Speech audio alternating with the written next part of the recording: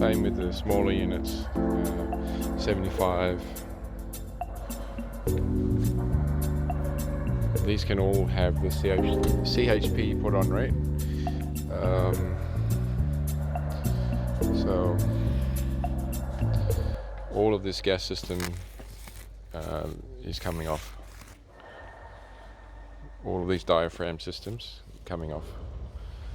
They're keeping the turbo, and all this is going to be fuel injected.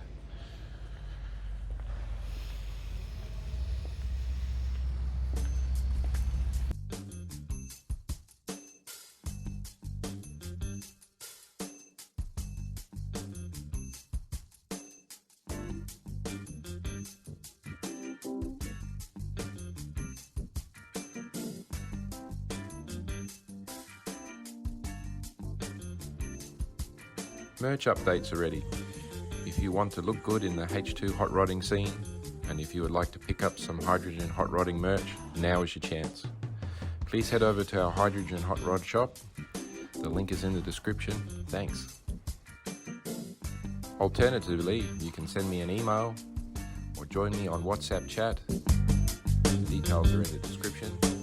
Let me know which things you like and what sizes you want.